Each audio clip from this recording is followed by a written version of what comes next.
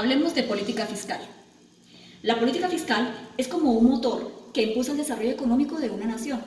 Con ella se establecen los impuestos, los cuales determinan el gasto público. Por lo tanto, se requiere que el Estado establezca un sistema tributario bien estructurado. En la última clase vimos un nuevo concepto, el de competencia fiscal. Esto nos llevó a preguntarnos en qué consiste y si realmente es importante en el manejo de la política fiscal. Por eso, les traemos de nuevo el ranking de los países de la OCDE con mejor sistema tributario. Veamos, la competencia fiscal es una técnica que consiste en reducir los impuestos dependiendo del enfoque de cada país para optimizar la inversión extranjera, pues los inversionistas buscan países con niveles de impuestos más bajos para sus capitales. Esto genera competencia entre ellos e impulsa la globalización. Por eso, los estados crean mejores reformas tributarias. La OCDE es una organización internacional que analiza y recopila datos económicos de diversos países, los cuales sirven como referencia para asesorar a los diferentes gobiernos en materia de políticas públicas para obtener un mejor desempeño económico y menor evasión de impuestos. Entonces, ¿por qué Estonia se encuentra en el ranking tributario en el primer lugar y lleva haciéndolo en los últimos 7 años, superando a países como Estados Unidos, Suiza, Bélgica, Japón y otros pesos pesados de la economía? Pues porque Estonia implementa regímenes tributarios menos abusivos para que las empresas y las personas no evadan sus obligaciones con el fisco ni desvíen sus capitales a paraísos fiscales. Los impuestos en Estonia son más proporcionales a la renta, a la inversión y al salario, por lo tanto, la gente no se desanima a ahorrar ni a invertir. Y gracias a eso logró un extraordinario nivel de desarrollo, reduciendo la desigualdad sin necesidad de asfixiar a sus ciudadanos con tasas impositivas elevadas. Colombia en este ranking de 63 países se encuentra en el número 54 por diferentes factores. Primero, la baja internacionalización de la economía, porque Colombia tiene un bajo flujo de inversión extranjera y de comercio exterior. 2. Descenso en el mercado laboral. Los asalariados son los que más contribuyen, entonces las personas perciben injusticias con los gravámenes salariales, por lo tanto prefieren recurrir a la informalidad o al rebusque. En conclusión, en Colombia, según los expertos, las tasas impositivas no son tan altas respecto a muchos países de la OCDE que se encuentran en primer lugar.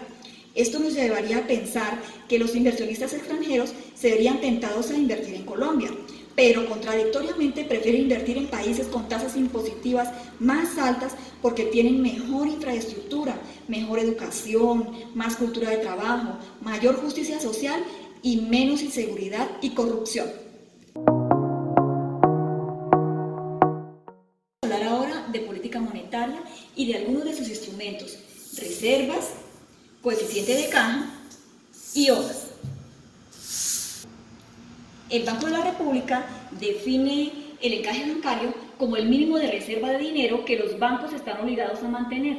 Esta medida se implementa para controlar la moneda y para controlar la banca comercial. A esa mínima cantidad se le llama coeficiente de caja. Vamos a suponer que el Banco de Bogotá tiene que mantener un coeficiente de caja del 10% y que Taliana va a hacer un depósito de caja de 1 millón de pesos. Entonces el banco tiene que guardar 100.000 pesos de ese millón en sus reservas. Ahora puede prestar los restantes 900.000 a Carlos, que los necesita para pagarle a Juan. Entonces Juan toma los 900.000 y los deposita en el Banco de Bogotá, de los cuales el banco toma 90.000, o sea el 10%, para sus reservas. Y el restante, 810.000, lo utiliza para la colocación. Pero ¿qué pasaría si toda la gente a la vez decidiera retirar sus dineros de las cuentas corrientes? Esto provocaría inestabilidad financiera y la quiebra de los bancos. Pero en condiciones normales, los bancos tienen la capacidad de devolver el dinero a los depositantes. Si por el contrario, el banco viera un aumento desmedido de dinero en sus arcas, el dinero perdería valor y esto provocaría la inflación. Para retirar el excedente de liquidez en la economía o estimular su crecimiento, el Banco Central utiliza las operaciones de mercado abierto u OMAS y la compraventa de activos financieros con los cuales controla la tasa de interés. En el caso de Colombia, en abril de este año, el Banco de la República redujo la cantidad de dinero que mantiene en su reserva para liberar la liquidez en nuestra economía, la cual se vio muy golpeada por la pandemia. La medida consistió en bajar el encaje bancario sobre las cuentas corrientes, sobre las cuentas de ahorro, sobre los CDTs de menos de 18 meses para que la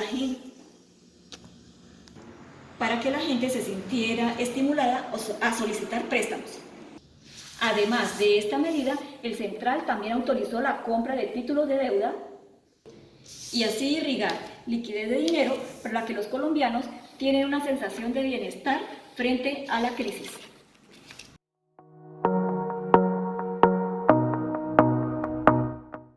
A continuación hablaremos de política cambiaria y para presentar este tema les traemos el desarrollo de una noticia que lanzó el Diario de la República el pasado 20 de noviembre que tiene relación con la estabilidad del dólar por avance de las vacunas y el aumento de contagio de COVID-19 en Europa y en Estados Unidos.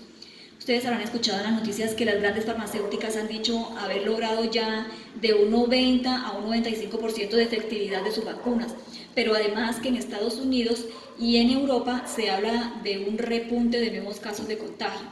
Entonces vamos a mirar cómo afectan estas dos noticias el precio del dólar. En primer lugar, si se disparan los casos, se hará necesario volver al confinamiento y esto golpearía nuevamente la economía. En consecuencia de tanta inestabilidad, la gente se refugia en el dólar y empieza a comprar dólares. El dólar se escasea y entonces sube su precio. En segundo lugar, si se encuentra una vacuna, se reducirían las restricciones y la incertidumbre, gracias a la confianza que da la inmunidad frente al virus. Esto implica que en unos meses la economía se recuperaría. Así que los inversionistas que saben esto corrieron a comprar acciones antes que sus precios suban. Pero para comprar acciones lo hacen en dólares. Estos ingresan en el mercado. Entonces la presencia masiva del dólar provocaría la caída de su precio. Sin embargo, el dólar no mostró un claro comportamiento tras las noticias y esto se debe, según los expertos, a que los agentes económicos están confundidos y no saben cómo actuar. En el mercado colombiano, el precio del peso frente al dólar oscila entre los 3.640 y los 3.660 pesos. Esta gráfica muestra el comportamiento del dólar durante un día. Esto es lo que se conoce como tasa representativa del mercado y se calcula con base en las operaciones de compra y venta de divisas que se transan en el mercado cambiario colombiano el mismo día que se realiza la negociación de las divisas. Entonces el dólar a las 8 de la mañana marcaba 3.655 pesos y a las 10 de la noche marcaba 3.649 pesos. Durante el día registró un máximo de 3.658 pesos y un mínimo de 3.639, lo que da un promedio de 3.647 pesos con 19 centavos, lo que representó una caída de 0,54 pesos frente a la TRM, que finalmente se ubicó en 3.647 pesos con 73 centavos ese día.